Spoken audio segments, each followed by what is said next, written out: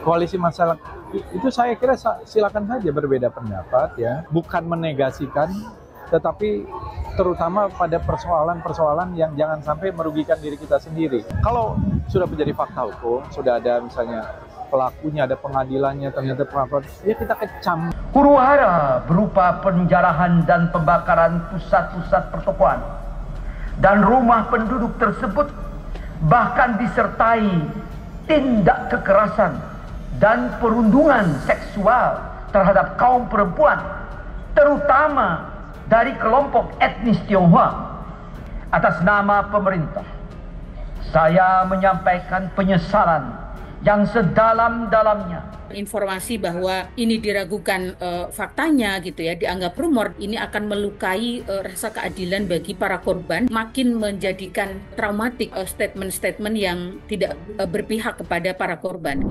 Sahabat Kompas TV, pernyataan Fadlizon soal tak adanya bukti pemerkosaan massal pada tragedi 98 membuat luka lama korban kembali terbuka. Banyak pihak menilai ini sebagai penyangkalan sejarah. Bagaimana data dan kejadian kasus pemerkosaan dalam tragedi kerusuhan Mei 1998 ini kita bahas lebih dalam bersama Ketua Komnas HAM, Anis Hidayah.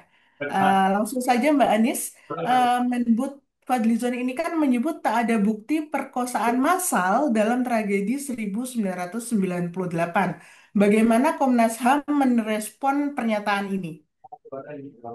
Ya, pertama tentu pernyataan tersebut menurut kami keliru karena berdasarkan penyelidikan pro justisia yang dilakukan Komnas HAM pada tahun 2003 terkait dengan peristiwa kerusuhan Mei 98, terutama peristiwa kerusuhan Mei tanggal 13 sampai 15 Mei 98 itu menemukan sejumlah fakta bahwa ada serangkaian kejahatan terhadap kemanusiaan dalam bentuk pembunuhan, pembakaran gitu ya, pengerusakan, termasuk juga pemerkosaan yang dilakukan kepada cukup banyak korbannya gitu. Dan hasil penyelidikan itu sudah ditetapkan oleh Komnas HAM sebagai pelanggaran HAM berat di mana terjadi secara sistematis dan meluas yang penyelidikan itu juga sudah kami serahkan kepada Kejaksaan Agung pada tahun 2003.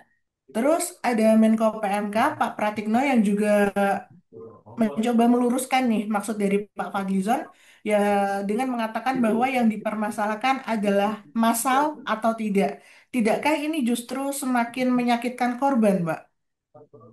Ya, sebenarnya eh, dari data penyelidikan kami memang Komnas HAM itu kan selain melakukan penyelidikan, tentu kami memanggil sejumlah saksi, mengidentifikasi data-data informasi termasuk hasil penyelidikan dari tim gabungan pencari fakta yang dibentuk pemerintah pada saat itu, di mana teridentifikasi sejumlah korban kekerasan dan kekerasan seksual dan juga perkosaan ya yang terjadi pada tahun 98 gitu. Jadi kalau soal angka tentu data di setiap tim itu berbeda-beda gitu ya. Itu wajar karena memang pada saat itu kerusuhan itu terjadi masif di berbagai titik di seluruh Indonesia.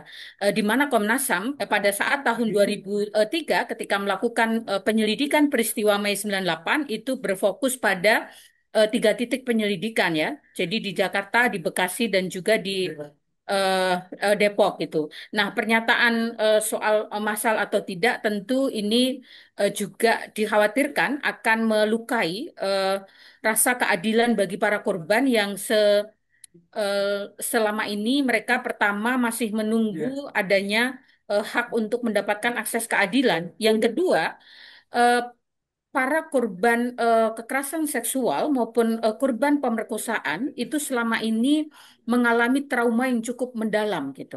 Untuk bercerita saja itu kan butuh waktu yang cukup lama gitu ya, sehingga mendapatkan informasi bahwa eh, ini diragukan faktanya gitu ya, dianggap rumor dan lain sebagainya, tentu kita khawatir ini akan melukai rasa keadilan bagi para korban dan membuka kembali gitu ya trauma yang sudah cukup lama eh, dialami gitu ya atau diderita dan itu makin menjadikan itu traumatik gitu karena apa statement-statement yang tidak berpihak kepada para korban gitu. Pak Fadlizon sendiri kan menolak nih minta maaf soal pernyataan tersebut. Terus Menko PMK Pratikno juga dalam pernyataannya eh, menggarisbawahi soal masal itu tadi. Nah, itu kan bertolak belakang dengan pernyataan Presiden ketiga RI B.J. Habibie yang dalam pernyataannya dulu menyatakan peristiwa pemerkosaan massal itu ada. Huru-hara berupa penjarahan dan pembakaran pusat-pusat pertokoan dan rumah penduduk tersebut, bahkan disertai tindak kekerasan dan perundungan seksual terhadap kaum perempuan, terutama dari kelompok etnis Tionghoa.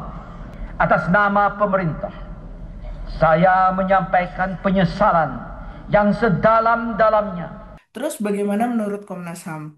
Bahwa fakta-fakta terkait dengan pemerkosaan dengan jumlah yang banyak itu salah satu hasil penyelidikan kami gitu ya, yang beberapa waktu yang lalu juga sudah kami sampaikan kepada publik, tetapi tentu secara detail kami tidak bisa menyampaikan karena kan ini dokumen pro justisia gitu ya, yang sampai hari ini belum ditindaklanjuti oleh Kejaksaan Agung untuk dilakukan penyidikan gitu. Jadi eh, selain penyelidikan Komnas HAM kan juga ada data-data yang lain tim gabungan pencari fakta yang seperti disampaikan oleh Pak Habibie gitu ya dalam sidang umum MPR pada saat itu gitu. Kemudian ada tim relawan dan lain-lain gitu. Terus progres di jalur hukumnya itu sendiri gimana, Mbak? Apakah Komnas HAM, karena ini udah waktu berjalan hampir 27 tahun lebih ya, Mbak ya, apakah Komnas HAM melihat adanya indikasi impunitas sistematis atau gimana nih, Mbak? Tentu beberapa kasus yang sudah diselidiki Komnas HAM terkait dengan pelanggaran HAM berat memang sejauh ini kan ada 17 peristiwa, 4 sudah disidangkan ya di pengadilan HAM, sisanya belum, dan kami terus melakukan upaya-upaya untuk berkomunikasi dengan Jaksa Agung. Beberapa waktu yang lalu, tepatnya 2 minggu yang lalu, kami juga melakukan pertemuan secara bilateral dengan Kejaksaan Agung untuk mendiskusikan hal ini, bagaimana tindak lanjut dari penyidikan di Jaksa Agung atas perkara-perkara yang sudah diselidiki oleh Komnas HAM, karena sekali lagi ini PR bangsa kita gitu ya yang memang harus diselesaikan, di mana bagaimana memperhatikan situasi para korban yang makin eh, apa usianya juga makin menua gitu ya. Sebagian mereka masih traumatik, bahkan sebagian di antara mereka juga sudah ada yang meninggal dunia gitu. Sehingga ini memang PR yang harus diselesaikan gitu, dan kita dorong untuk itu diselesaikan. Mulai dari penyelidikan tahun 2003 ya, Mbak ya, di mana Ya. Komnas HAM membentuk tim ad hoc penyelidikan pelanggaran HAM berat peristiwa kerusuhan 13 sampai 15 Mei 98. Sebenarnya apa aja sih, Mbak, temuan yang didapatkan dari Komnas HAM dan penyelidikannya gitu? Dalam penyelidikan yang dilakukan oleh tim ad hoc Komnas HAM terhadap peristiwa kerusuhan Mei 98, ada beberapa temuan ya, di mana kami menyimpulkan terjadi tindakan kejahatan terhadap kemanusiaan sebagaimana dimaksud dalam pasal 9 Undang-Undang Nomor 26 Tahun 2000 tentang Pengadilan HAM, di mana dalam peristiwa kerusuhan Mei 98 itu ada pembunuhan, kemudian juga perampasan kemerdekaan, kemudian penyiksaan, perkosaan atau bentuk-bentuk kekerasan seksual yang lain, dan juga yang terakhir adalah terjadi persekusi gitu. Nah, bentuk-bentuk itu adalah terjadi secara sistematis dan meluas terhadap penduduk sipil gitu. Jadi unsur-unsur tadi kami menilai, Komnas HAM menilai dalam penyelidikan yang dilakukan pada tahun 2003 itu memenuhi unsur-unsur sebagai sebuah peristiwa yang bisa dikategorisasi sebagai pelanggaran HAM berat. Kita tarik ke masa sekarang ya, Mbak ya. Pak Fadlizon ini kan menyatakan hasil laporan Tim Gabungan Pencari Fakta atau TGPF bentukan Presiden B.J. Habibie hanya menyebut angka, tidak dengan nama, waktu, peristiwa, dan atau tempat kejadian. Ada yang janggal atau tidak sesuai dari pernyataan tersebut atau gimana nih, Mbak, fakta yang ditemukan dari Komnas HAM sendiri? Sebenarnya kalau hasil TGPF ya bisa dikonfirmasi kepada eh, tim ya yang pada saat itu tergabung di dalam tim itu, tetapi beberapa data-data TGPF itu sebagian juga em, menjadi acuan gitu ya dalam penyelidikan Komnas HAM. Komisi 10 DPR itu kan akan memanggil Pak Fadlizon terkait pernyataannya yang memancing reaksi ini ya Mbak ya. Apakah ini cukup atau harus ada tindakan lebih lagi Mbak? Ya, saya kira itu bagian dari koordinasi kelembagaan ya, yang selama ini Hmm. memang terjadi gitu antara pemerintah dan DPR. Ada baiknya juga jika komunikasi dan koordinasi itu dilakukan untuk menjembatani atau untuk memastikan bahwa situasi ini tidak makin jauh gitu ya, berkembang gitu ya, dan makin kontraproduktif dengan beberapa fakta yang itu kami temukan baik di dalam penyelidikan Komnas HAM maupun tim gabungan pencari fakta yang dilakukan pada saat itu. Mbak, saya tertarik ke korbannya nih. Bagaimana perhatian negara terhadap korban, khususnya bagi sisi pemulihan trauma dan perlindungan jangka panjang? Apakah Komnas HAM pernah mendorong skema reparasi atau rehabilitasi gitu kepada korban-korban yang namanya mungkin disamarkan ini?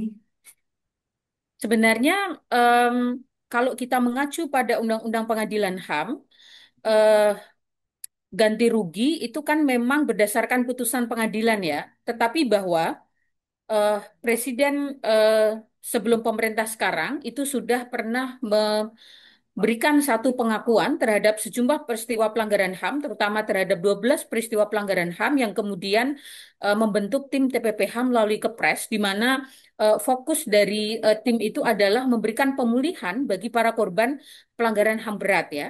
Dan beberapa upaya mulai diidentifikasi, bagaimana koordinasi juga dilakukan dengan Komnas HAM, berapa korban yang sudah diverifikasi oleh Komnas HAM, kemudian koordinasi dengan Lembaga Pelindungan Saksi Korban yang selama ini juga sudah menyediakan program-program pemulihan bagi para korban pelanggaran HAM berat gitu. Selain itu juga beberapa inisiasi awal, asesmen dan pemulihan juga mulai diberikan kepada beberapa korban. Tetapi seberapa jauh itu sudah memulihkan, seberapa yang sudah dijangkau, nanti datanya juga bisa dikomunikasikan dengan pemerintah.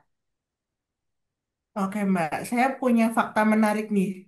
Dari media massa, kita tahu bahwa pendamping korban pemerkosaan massal pada tahun 98 itu, Ibu Ita Fathia Nadia, justru mendapat teror usai memprotes pernyataan Fadlizon. Bahkan kita juga dengar nih bahwa tentang Ita Marta Dinata yang meninggal dibunuh 3 hari sebelum bersuara di PBB. Bagaimana sikap Komnas HAM menanggapi ini agar jangan sampai terulang pembungkaman terhadap pendamping bahkan korban? Ya, tentu kami menyesalkan adanya teror dan intimidasi ya, karena penyampaian pendapat itu kan dijamin sebagai bagian dari hak fundamental, baik itu di dalam konstitusi, di dalam Undang-Undang Hak Asasi Manusia, maupun di dalam konvensi hak sipil politik yang sudah diratifikasi oleh pemerintah gitu. Sehingga Komnas HAM dalam waktu dekat juga akan merespon terkait dengan intimidasi itu dengan melakukan pemantauan, turun ke lapangan untuk eh, mendapatkan sejumlah data-data dan informasi untuk kemudian kami nantinya akan menyusun satu rekomendasi yang akan kami sampaikan kepada para pihak. Gitu. Terus habis gitu melihat fakta banyaknya narasi, terus habis gitu banyak juga yang berpendapat soal kasus ini, terutama soal pernyataannya Pak Fadlizon, apa sih Mbak resiko jika narasi negara justru bertentangan dengan fakta lapangan yang didapatkan oleh Komnas HAM maupun tim investigasi? Bukankah ini bisa jadi bentuk pelanggaran HAM baru? Pertama, penting untuk dipertimbangkan bagaimana hak para korban untuk mendapatkan kebenaran, keadilan atas peristiwa yang dialami dan bagaimana mempertimbangkan rasa traumatik bagi mereka gitu. Yang kedua, tentu eh, penulisan sejarah ini kan masih dalam proses gitu ya, sehingga Komnas HAM mendorong agar penulisan sejarah gitu ya itu bisa dilakukan dengan memberikan ruang yang sebesar-besarnya bagi partisipasi masyarakat gitu, sehingga bisa menyampaikan fakta-fakta gitu ya terkait dengan sejarah yang akan ditulis oleh pemerintah, termasuk terkait dengan pelanggaran hak asasi manusia dan terutama terkait dengan pelanggaran HAM berat. Adakah kekhawatiran Komnas HAM soal penulisan ulang sejarah ini, Mbak? Seperti yang saya sampaikan tadi bahwa kami mendorong bahwa dalam penulisan sejarah ini berharap tentu semua sejarah yang pernah kita miliki secara komprehensif bisa dituliskan gitu ya secara objektif dan membuka ruang yang luas bagi partisipasi banyak pihak, apakah dari akademisi, dari organisasi masyarakat sipil atau tim-tim yang selama ini pernah dibentuk oleh pemerintah sebelumnya. Itu tentu penting untuk menjadi informasi gitu ya dalam penulisan sejarah itu. Oh, terus habis gitu, kontribusinya Komnas HAM dalam penulisan ulang sejarah nih, Mbak. Udah ada yang menghubungi atau gimana belum? Belum ada. Oke. Dan yang terakhir nih, Mbak, adakah masukan bagi pemerintah agar sejarah yang ditulis ulang benar-benar berimbang dan tidak mengerdilkan korban? Eh, ya tentu kami mendorong penulisan itu berdasarkan fakta yang akurat gitu ya, yang objektif. Dan untuk kasus-kasus tentu penting untuk mempertimbangkan bagaimana perspektif korban. Oke. Kepekaan terhadap korban pemerkosaan massal dalam tragedi 1998 mestinya menjadi perhatian kita bersama demi keadilan. Sebab sejarah adalah memori kolektif bangsa. Terima kasih Ketua Komnas HAM Mbak Andi Hidayah. Saya Karisma Ningtyas pamit undur diri. Sampai jumpa di Zoomcast selanjutnya.